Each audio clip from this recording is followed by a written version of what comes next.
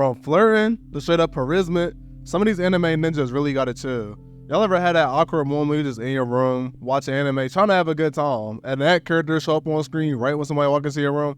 I know I've been through it. Most likely, some of y'all been through the same thing. I swear, they always show up at the worst time. They really got a sixth sense for doing it. These fools, the reason I was watching anime on my door closed growing up.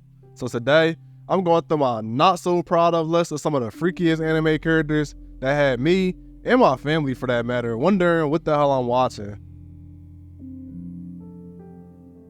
Starting off this terrible list, we got the Grapist. Now you know something wrong with you when the My Hero fanbase not rocking with you. As we all know, that fanbase got some issues. But Mineta really been wilding since day one. I remember back in the Normal Invasion arc, everybody fighting for their life. These dudes is about to die for real. They like freshmen in high school. This man, he's still getting his licks in. He was all up on Suyu, copping a fill. Bro, he don't give no fucks. He don't care what the situation is. Mineta is always going to do him. What else? Their summer vacation, they was up doing their training. As soon as they got to the hot springs, the first thing Mineta mom was trying to cop a peek.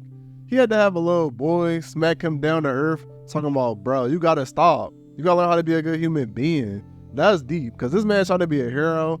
But Mineta, he really should be in jail, bro. He is out of pocket. He not just a pervert. He really took it a little bit too far. What else this man do? They was all doing room tours, checking out the rooms out. They was trying to vibe, bond as a class. Who ruined it? Mineta, bro. He had that creepy ass look on his face like, come in my room. I got something to show y'all. Mineta, bro. I remember even after that, he went in the Invisible Girl room. I don't know why she let this man in her room. As soon as he got in there, he started walking up to the drawers trying to get a sniff. Mineta is really a demon. I'm trying to tell y'all, Mineta is probably the worst one on this list. The funniest one though, probably for me, was when Earphone Jack called him right in the eye. That was funny as hell. I wish I could stab Mineta in the eye.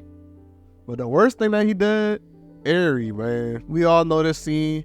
Eri was like, what, 6, 7 years old? Mineta like, 10 years from now, hit me up.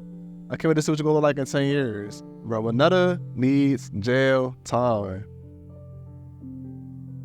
I remember when my guy Sanji used to be smooth with it and actually had a little bit of game at one point. Yeah, I barely remember either at this point. Although he did beg a minor Whole Cake Island, so I guess that's something. Oda been doing our guy dirty lately though. He need to win bad. He been having some real down bad moments. Fishman Island was a little understandable, I guess, cause he ain't see a girl in like 2 years. Then Oda immediately threw this man to mermaid heaven, another one of his dreams. You gotta respect that he was willing to turn around and die just to see Shirahoshi. My man followed his heart. Remember when my guy switched bodies with Nami, then he immediately started violating? She violated his body too though in a different way. So I guess that won't even out, cause he left my man body mangled. Him being jealous of Absalom was another Sanji L, cause as soon as he got his invisible powers, he did the same thing. He got his invisible suit, he let his intrusive thoughts win. He went full on Mineta, snuck right into the bathhouse. If it wasn't for them showing up right in the bathhouse, Sanji would have seen everything. I think he might have already seen everything. Sanji's stocks is down right now. Our guy need a W. And if you're rocking with this list so far, why don't you go ahead and build me a life-size Sanji statue and send it on to me. Or just subscribe. Now, y'all know we wasn't going to have this list without Jiraiya. Jiraiya, he earned his nickname the Pervy Sage for a reason. Bro is the ultimate peeping Tom, yo. Whole time he was to be tracking down Tsunade for the good of the village, hunting Orochimaru, teaching Naruto the Rasengan. This man would live in the bathhouse the entire time. You gotta give him props though. He know how to multitask. He found Tsunade and taught Naruto the Rasengan while barely being there and spending this whole time in the bathhouse. Pervy Sage know how to get shit done. And at least he making money off his research, cause my man is also a best-selling author.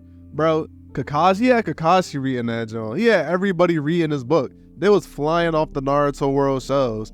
Pervert, sage, author, Jiraiya really could do it all. It don't matter if you a kid, adult, male, or female. He had Naruto as a, 12-year-old kid doing the Sensei Jutsu for him on purpose, just so he could train him. He is out of pocket, horrendously down bad. Then Tsunade took advantage of this man for years. He was chasing the same girl since he was 12 until he died at 50.